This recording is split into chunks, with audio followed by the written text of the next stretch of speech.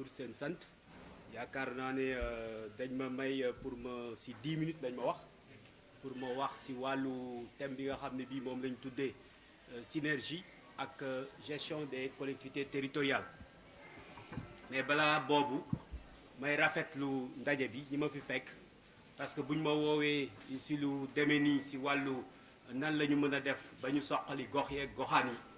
ñun dañ siy sawar toujours parce que je crois que si présentation bi maanaam ba ñu génnee école yi mu ëpp na léegi fanweeri at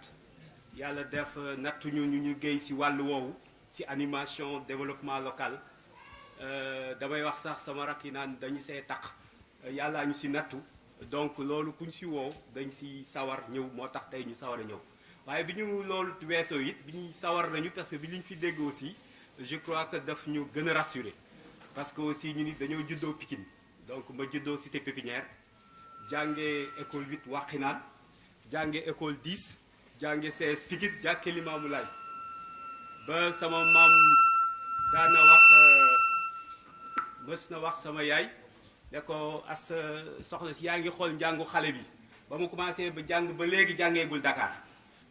parce que ñun dañoo ñëw bi ñuy jàng Limaamu Laay ubbi donc demuñu Dakar parce que duñu fi daan jóge di dem Blaise Diagne ak Lamine Gueye di jàngi mu nekk coono ñu am Limaamu Laay donc ñu mën si nekk donc tey bu ñu ñëwee fii toog gis waa Pikine gis aussi ñuy manifester seen pikinité donc dañ siy sawar di ànd ak ñoom si loolu di wax ne kon sawar nañu ñu ni si yéen la ñu bokk donc pour bañ a tardé parce que dafa mel ni donc si 10 minutes yi ñu ma may nan laa mën a def ba mën a wax si wàllu thème boobu ñu jox ñu kon dinaa mënoon nañu gën a gërëm ku nekk di rafetlu mais yooyu yëpp dañ koy tënk ngeen baal ñu loolu moo tax ñu war a dem si thème bi biñ ma waxee ne ma da ngay wax si wàllu woowu xalaat naa bi may ñëw lan la ñu war a wax ma ne comme dañoo wax synergie action ak gestion collectivité territoriale loolu yëpp tënk si wàllu décentralisation ak développement local ma am ay rakk aussi ak ay naatangoo yoo xam ni aussi seen xam-xam màcc jëm si loolu ma ne peut-être pour ubbi leen bunt bi peut-être dinañu wax si cadre général bi bàyyi leen peut-être ñoom ñu xuus si li nga xam ne li ku nekk si li nga yëngatu loolu dina mën a tax ñoom ñu gën a mën a développer bu ñu waxee décentralisation wax développement local ñu bëri dañuy laaj loolu lan la parce que soo leen xoolee kàllaama yi ba léegi sax dañuy am jafe-jafe pour wax ko si olof décentralisation tey am nañu jafe-jafe si wax ko si olof waaye décentralisation bu ñu ko waxee moom mooy dañ ko xalaat rek si wàllu état mais nekkul rek si wàllu état décentralisation dafa soxal mbooloo moo gis parce que mbooloo bu taxawee rek jiite dafay daal di commencer taxaw bu ñu nee jiite kan la ñu war a jox ndomba tànk loolu aajo na si njaboot gi aajo na si association quartier bi aajo na si état bi donc kan moo war a jiite ak su jiitee nan lay est-ce que moom rek moo war a yor cëggali guyam wala dañ ko war a séddale am ku nekk am lu mu def kon loolu la ñuy wax question pouvoir la répartition des pouvoirs loolu moo tax décentralisation dañ koy faral di opposer ak déconcentration mais loolu njuumte la décentralisation ñu ngi ko war a opposer ak centralisation maanaam man maa yor sama cëggali guy man rek man maay dogal lu ma fi neex moom moo fi am lu ma wax moom mooy am man la ñu jox xalaat man maa xam lépp man maa mën lépp loolu nag dafa mel ni ne loolu moo gënoon a fës ba ñu jëlee indépendance ba si ay 1972 maanaam état bi central moom moo daan def lépp si biir gox yi loolu la suñu mag yi dem daan liggéey si wàllu décentralisation si wàllu développement local daan wax parce que man sama bi may njëkk a liggéey si centre d'expansion rurale yi la maanaam si goxaan yi dañ daan wax ne ñun état sax moo daan wàcc di distribuer ay niwaakin kon état moo daan def lépp mooy ministre bi directeurs nationaux yi ñoom ñooy jël lépp ñoo koy àkki moo ñoom ñooy ñëw ñooy def loolu lan la indi woon moom moo indi woon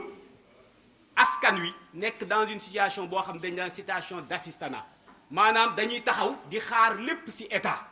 kan mooy état pour ñoom état mooy président de la république kan mooy état pour ñoom moom mooy ministre bi moom moo yor lii moom moo ñuy may moom mooy directeur nationaux yi directeur nationaux yooyu ministre yooyu tamit bu ñu daan ñëw ci gox yi dañuy karawaatu ñëw toog wax ak yéen ne dinañ leen may lan la ñuy wax mooy dinañ leen may dinañ leen indil dinañ leen jàppale dinañ leen dimbali loolu rek moom la daan wax ci waaye léegi gox yeeg gox-goxaan yi lan la ñuy war a def bëriwul woon luñ koy def loolu nag si la ñu nekkoon ñun doon liggéey décentralisation développement local mu nekk ñaari mouvement yoo xam ne dañoo bokk te wuute dañuy lëkkaloo te wuute décentralisation comme ni ma ko waxee mooy si pouvoir boobu loolu gis nañ dem ba gis ne pouvoir président de la république ministre ak loolu ak ñi ko ŋànkoon yépp si pouvoir central bi ñu koy wax état central demoon nañu ba daal di xoox gis nañu aussi ne doxalin boobu jëmalewuñu kanam doxalin boobu tamit lan la indi mooy Dakar di développer yeneen gox yi di gën a suux même si biir Dakar da ngay gis ne plateau day gën a développer yeneen gox yi banlieue bi di gën a suux donc centralisation boobu nekkul li gën parce que nekkul aussi loo xam ne lii dafay indi wàllu développement su ko defee ñu ne kon nag nan la ñuy décentraliser nan la ñuy décentrer kan la ñu war a jox ndomba tànk biñ ne kan la ñu war a jox ndomba tànk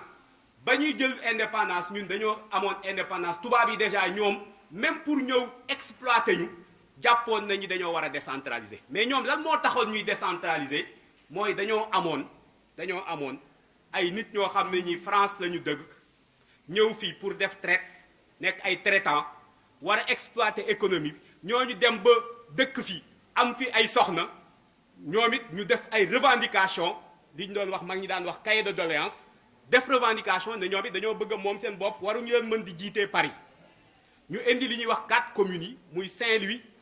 Dakar Rufisque ak Gorée kon loolu gis ngeen ne tubaab bi même si pour exploiter ñu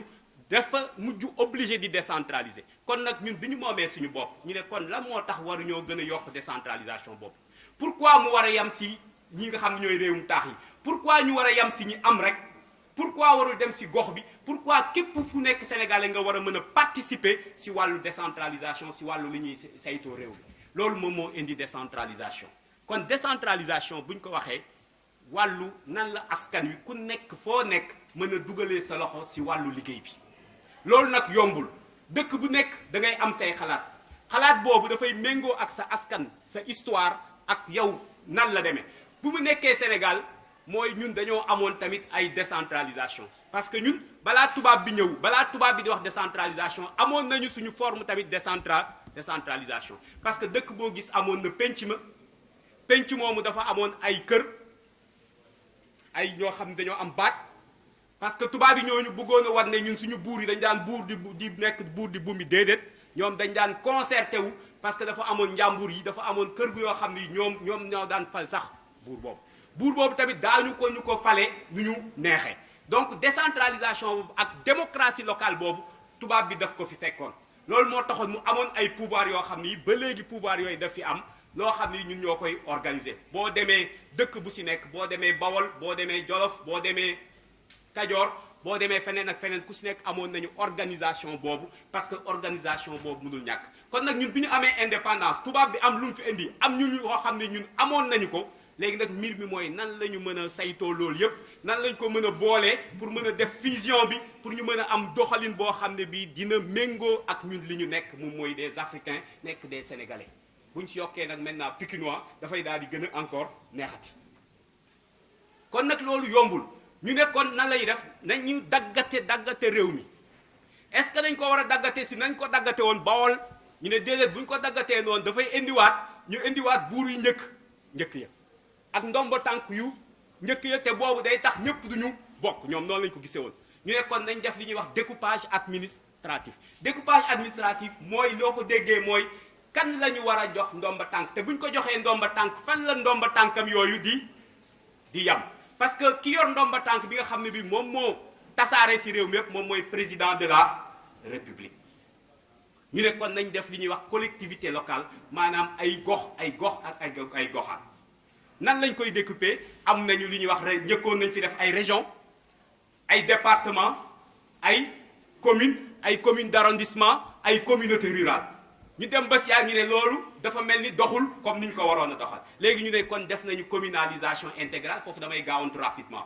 léegi yéen ñëpp ay commune ngeen maanaam commune mooy lan collectivité locale mooy lan collectivité locale mooy yéen nag léegi seen gox bii ngeen nekk mu yem fii ak fii parce que décret lañ koy jël def ko yéen seen biir yéenay fal ñi nga xam ne ñii ñoom yéen a leen war a jox ndomba bu ngeen leen falee ba pare ñu am lu ñu leen jox ndomba tànk pour que ñoom ñu séddoo liggéey bi ak ñi nga xam ne ñoom ñooy ministère bi.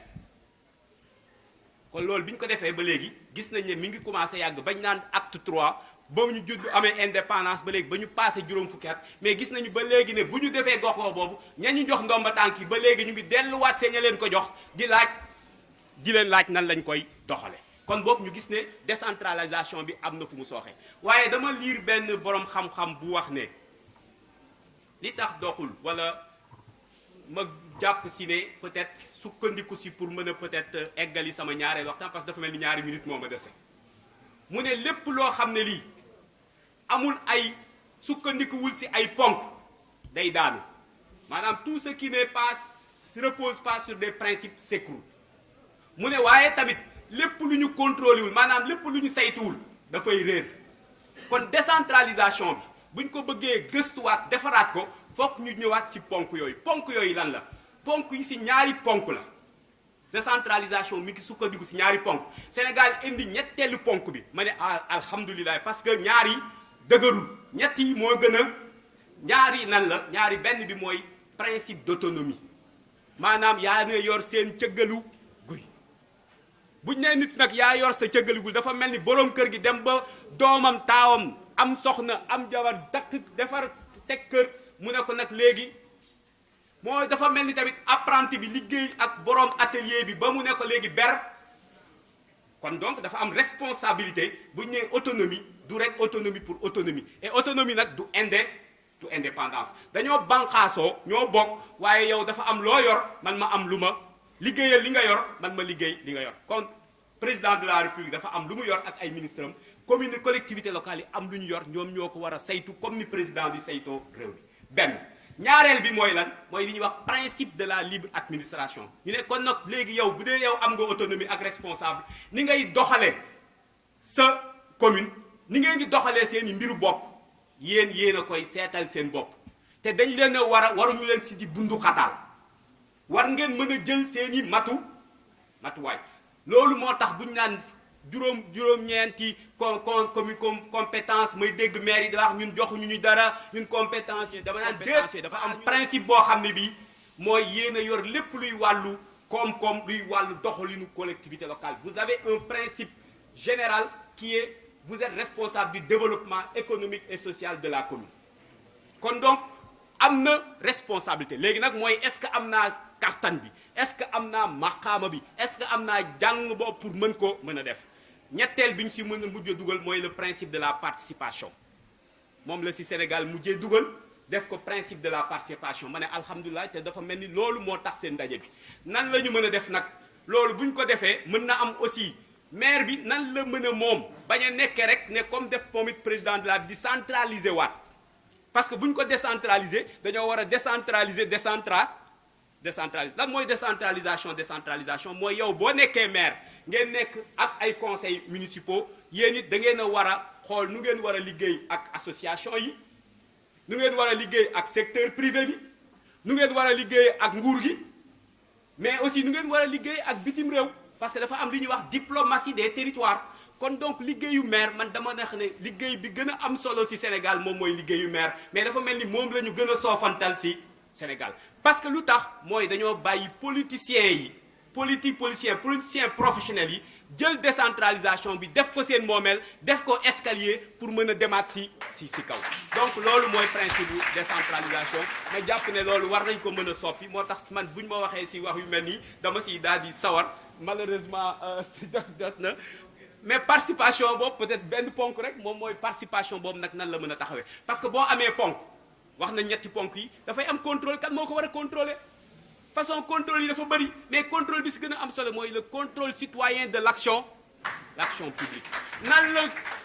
parce que képp ku fi am ndomba tànk nekkatul dañ la ko jox ndax sa maam moo nekkoon lii nekkatul dañ la ko jox parce que yaa fi dàq jàng nekkatul dañ la ko jox parce que yaa fi gën a mën dañ la ko jox parce que askan wi daf la wóolu askan wi nag bu la wóoloo dafa war a tax ay matuwaay nit boo ko wóoloo dafa la war di rendre compte nit boo ko wóoloo dala war a di la saytu ngay xool li muy def aska méngoo na ak li ñu ko yónni woon ñun ñëpp ku fi yónni woon sa doom muy taxawaalu bu ñëwee nga dóor ko wala nga xas ko donc ñu nit bu ñu yónnee ay fal ay nit yónni leen ñuy taxawaalu dañ leen war a donc loolu mooy li nga xam ne lii mooy décentralisation mais dafa mel ni dañoo bàyyi ñooñu donc loolu mooy contrôle citoyen de l'action publique loolu mu wuute loolu ak contrôle administratif ak contrôle financier ak contrôle judiciaire mais contrôle bi am solo bi ndeyu contrôle bi mooy le contrôle citoyen te bu citoyen yi jógul taxaw maanaam politiciens yi dinañ ñëw jël seen yëf defe ko fu ñu neex def si lu leen neex te loolu du leen mën a nekkal maintenant nag participation bi si lan la war a taxaw bu ñu nee participation aussi dafa war a leer lan la ñu war a mën a participer léegi dafa mel ni si adduna bi wërngal këpp fexe dégager nañu cadre de participation maanaam participation pour def développement dañ ne léegi si ñetti ponk la war a nekk tamit te boo leen ko xoolee mooy was wi téye tamit ñetti ponk yooyu mooy was wi téye toujours ci wi mooy wàllu économie wàllu social ak wàllu environnemental ñu ne kon donc économie boobu war na daf moom mooy le moyen si lañu war a sukkandiku waaye écologiquement tolérable moom mooy condition la parce que lépp lu ñu war a def dañ si war a xalaat génération yi suñu doom yi ak suñu sët yi war a ñëw waaye nag lépp dafa war a objectif bi moom mooy war na nekk développement boo xam ni socialement équitable ñëpp dañuy bokk ñu ànd loolu mooy objectif donc une condition un moyen et un objectif moom mooy le développement durable te loolu nag ñu ngi war a commencer si kër yi si quartier yi si communes yi ba soog a yegg si kaw mais waruñu ko juutal mu ko ci commencer si kaw ñu ñëw diñu ko wax si suuf dañ ko war a dund si biir communes yi ak goxaan yi donc maa ngi leen di gërëm di leen sant wa salaam